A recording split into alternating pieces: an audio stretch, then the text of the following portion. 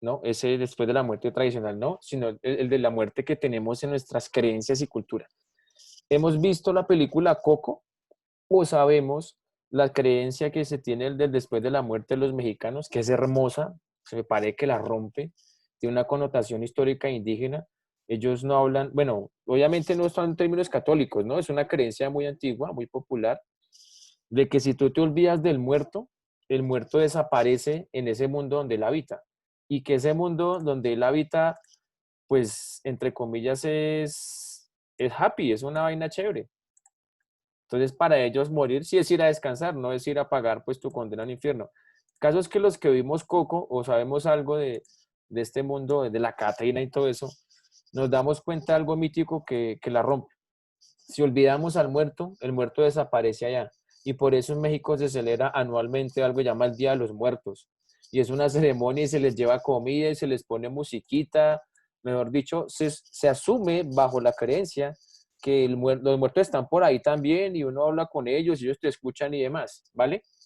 A mí me parece hermosa esa idea, como mito, ¿no? Porque, pues, para asumir lo que sea cierto o no, como mito es hermosa. Resulta que en Latinoamérica creamos cualquier cantidad de ideas para justificar después de la muerte. Almas en pena, se quedan aquí entre nosotros, por ejemplo. Mis padres me comentan muchas historias de que si tú dejas un vasito con agua en la noche encima de la mesa de noche, al otro día el vaso de agua amanece medio vacío y es porque las ánimas vienen a tomar agua. En Colombia hay gente que le pide a las ánimas, a los muertos para que le colabore, les deja monedas en los cementerios. Es una vaina bien interesante. Aquí existen las medium, pues que te comunican con la persona del más allá y puedes hablar. Yo no es que crean esas cosas, pero como mito me parece genial. Y eso fue una justificación para la literatura, ¿vale? Botemos una pregunta. Xiomaras, ¿hay algún ser querido que haya muerto? Que tú digas, uff, profe, Sí, medio duro. ¿Sí? sí, señor. Ok. Si ese ser querido se te apareciera esta noche, ¿te daría miedo? Estamos de una suposición, ¿no? No, profe, entonces me pondría feliz. Ah, chévere. ¿Y qué sería lo primero que le preguntarías? ¿O qué cosa le preguntarías? ¿Qué te gustaría saber? Yo le diría que así Dijo estaba feliz. Xiomara. Dijo, Ay, no, pues dando mi Profe, ¿qué? opinión. a mí me mata el Uy, empoderamiento de las mujeres del INOR. Sí. Dale, Xiomara. Ya estoy la palabra Kenderson, qué pena, pa. Dime, Xiomaras. Que como es donde él está. Sí, que en qué condiciones está. Imagínate poder saber eso porque de alguna forma es lo que nos espera a nosotros. Kenderson, ¿qué ibas a decir? ¿Qué le preguntarías tú?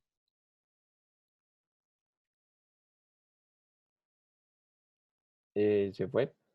Kenderson. Sí, profe, Se- Xiomara lo dejó con trauma. ¿Tienes el ¿Ya audio? puedo hablar? Sí, sí, ya, tienes todo el permiso. Aquí toca pedir permiso con este empoderamiento. Sí, toca. No, yo lo regaño. Yo le digo que porque, o sea, se viene así inesperadamente, que tal vez no salga a la ducha. No, que no O, sea inesperado y o que que traiga el regalo. traiga alguito del más allá, no Sí, sé. sí, no tiene Que hambre. la clave del wifi allá, ¿cómo es la cuestión?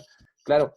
Pero miren algo hermoso que lo que dice Xiomara, y en parte lo que dice Kengerson, nuestra cultura llegó a un punto en que hasta nos alegra ver a un muerto y lo asumiríamos como vamos a dialogar y hablemos un rato. Y mucha gente, de hecho mi padre me comentaba que mi abuelo, él, él hablaba con ciertos difuntos y era una cuestión pues ahí como muy chévere, ¿qué más? ¿Cómo está todo? ¿Cómo va? Ese concepto mítico rompimos ese esquema del temor pues al que murió después y de alguna forma pareciera que la muerte es un descanso y es un tema pero muy grande de la literatura latinoamericana, ¿vale? Ese tema después de la muerte. Otro tema que aparece muy interesante, preguntémosle a quién, a Mónica López. Mónica, si tú te encontraras con Dios, el Dios, la deidad pues hecho persona, ¿no? Se te apareció, ¿qué le preguntarías de primeras? Y pensarlo los demás, pero pidan permiso porque las niñas aquí son empoderadas. Mónica, ¿qué le preguntarías tú? Yo tengo miles de preguntas, pero tú, ¿qué le preguntarías?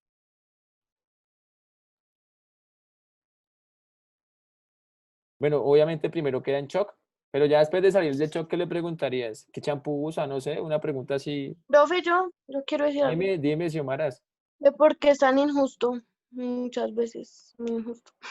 Sí, porque hay tan, si él sabía que todo esto iba a pasar, ¿por qué lo permitió? Eso es un debate grande. Otros dicen, pues, Profe, no tiene la culpa. Leonardo, profe, yo le preguntaría si existe un cielo y un infierno.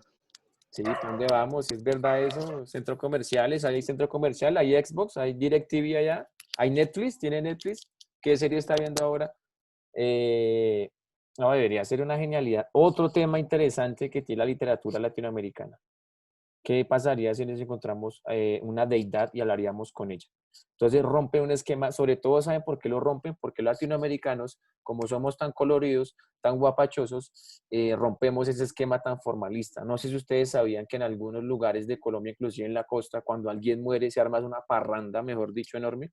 En Medellín se tenía la costumbre de que cuando moría uno de los líderes de las comunas, lo sentaban en una silla de ruedas y le daban una vuelta por la comuna y echaban voladores y le ponían gorra, las chicas le daban picos, le daban licor, y era como una despedida, pues con todo uno decía, pero es un muerto, qué falta de respeto, pero dentro de esa cultura tenía validez, y esos son temas que tienen pues un orden literario sumamente amplio y se vuelve atractivo para los europeos, pero empiezan a trascender cosas y es que confunden o no confunden, mezclan la ficción con la realidad, ¿vale?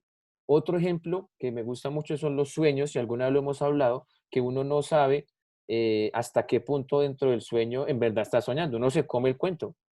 Tú sudas en el sueño, tú corres. Si uno filmas a una persona con infrarrojo toda la noche algún tipo de movimiento hace, ya sea de las manos, de los ojos, y cuando estás más pequeñito, que tus sueños son más latentes, tú das patadas, das botes, das la vuelta. Yo creo que a todos nos pasó que uno se acostaba hacia arriba y amanecía hacia abajo, y cuando se iba a bajar de la cama se da contra la pared. Algunos, en mi caso pasó, no es ficción, yo amanecía debajo de la cama y uno decía, pero ¿cómo carajos te caes de la cama? Te haces ese viajado y no te despiertas. Uno, o yo me despertaba, yo sentía era mi frente contra las tabletas de la cama, o el frío del piso, yo, ¿cómo carajos llegué aquí? Eh, ese mundo onírico también fue tema literario y entonces comienzan a hacer textos donde no sabes si estás soñando o es realidad. Entonces, todo ese mundo latinoamericano como que es un germen de cultivo para escribir en la literatura del cuento latinoamericano y comienzan a trascender esa línea entre lo que es ficción y lo que es realidad, ¿vale? Entonces les voy a presentar un cuento que es un claro ejemplo de eso, de qué es ficción y qué es real. El texto se los colgué en el Classroom, pero entonces vamos a hacer lo siguiente. Yo les formulé una pregunta. La pregunta que les formulé es la siguiente. Voy a leer el cuento desde aquí, ustedes lo van a leer conmigo, luego les doy el espacio para que si necesitas volverlo a leer allá, pues lo leas y respondas esta pregunta. ¿Quién es el personaje de la historia? ¿Quién es el personaje de la historia? Es un cuento relativamente corto, la verdad solo esto, de Julio Cortázar, el escritor argentino, el que leímos de Carta a una señorita en París, el de los conejitos. Y este cuento tiene un claro ejemplo de lo que significa romper la ficción con la realidad y queda uno pensando. Préstenle mucha atención, ojalá síganme con la lectura ya. Todos vemos ahí la pantalla, hazme señas, Xiomaras, dedito arriba, ¿sí? Sí, Xiomaras, ¿ves la pantalla? Julio Cortázar, Continúa los parques. Listo, Xiomaras. Entonces vamos a leerlo. Escuchen este cuento, por favor, atentos para que me respondan la pregunta. Pregunta, ¿quién narra la historia? ¿Listo? Se fue. Había empezado a leer la novela unos días antes. La abandonó por negocios urgentes. Volvió a abrirla cuando regresaba en tren a la finca. Se dejaba interesar lentamente por la trama, por el dibujo de los personajes. Esa tarde, después de escribir una carta a su apoderado y discutir con el mayordomo una cuestión de parcerías, volvió al libro en la tranquilidad del estudio que miraba hacia el Parque de los Robles. Arrellanado en un sillón favorito, eso es como sentado, pues acostado ya, en un sillón favorito, de espaldas a la puerta que lo hubiera molestado como una irritante posibilidad de instrucciones, dejó que su mano izquierda acariciara una vez más, otra vez, el terciopelo verde y se puso a leer los últimos capítulos. Está leyendo una novela, está sentado en un sillón de terciopelo verde y está pues muy metido en el cuento del libro. Su memoria retenía sin esfuerzo los nombres y las imágenes de los protagonistas. La ilusión novelesca le ganó casi enseguida. Gozaba el placer casi perverso de irse desgajando línea a línea de lo que lo rodeaba y sentir a la vez que su cabeza descansaba cómodamente en el terciopelo del alto respaldo, que los cigarrillos seguían al alcance de la mano, que más allá de los ventanales danzaba el aire del atardecer bajo los robles. Palabra a palabra, absorbido por la sórdida disyuntiva de los héroes, dejándose ir hacia las imágenes que se concertaban y adquirían color y movimiento. Fue testigo del último encuentro en la cabaña del monte. Está hablando de la novela, ¿no? Primero entraba la mujer, recelosa. Ahora llegaba el amante, lastimada la cara por el chicotazo de una rama, como un golpe. Admirablemente restañaba ella la sangre con sus besos, pero él rechazaba las caricias. No había venido para repetir las ceremonias de una pasión secreta, protegida por un mundo de hojas secas y senderos furtivos. El puñal se entibiaba contra su pecho, y debajo latía la libertad agazapada. Un diálogo anhelante corría por las páginas como un arroyo de serpientes, y se sentía que todo estaba decidido desde siempre. Hasta esas caricias que enredaban el cuerpo del amante como queriendo retenerlo y disuadirlo, dibujaban abominablemente la figura de otro cuerpo que era necesario destruir. Todo esto que les acabo de leer hace parte de la vida del que está leyendo o de la novela que está él leyendo. ¿Quién me colabora ahí?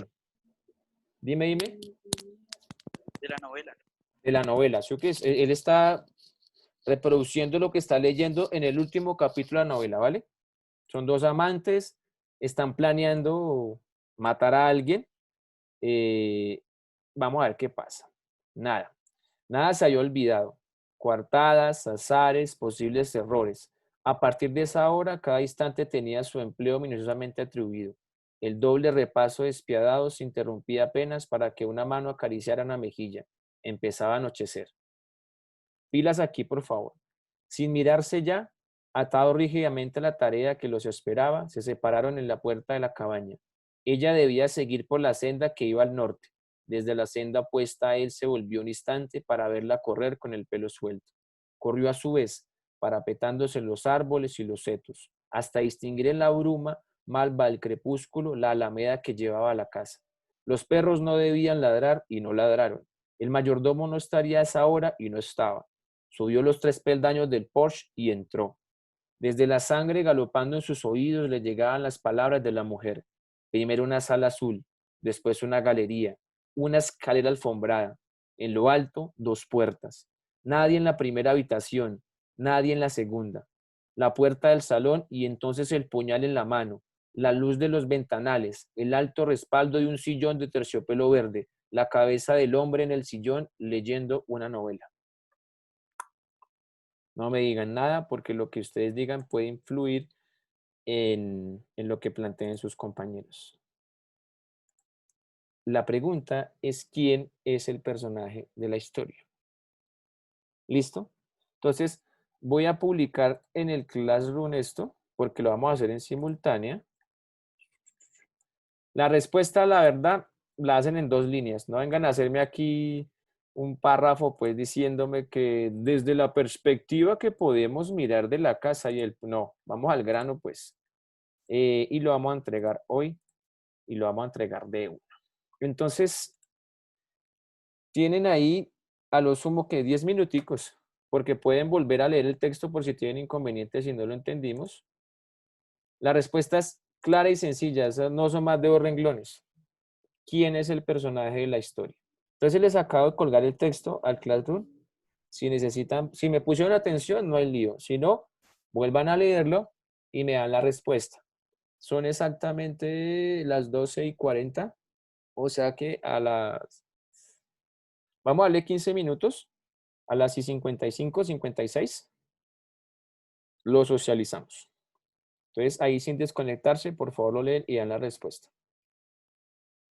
No le ayuden a nadie. Si alguien les pregunta por el chat o por el Face o por el WhatsApp, dedito del centro arriba.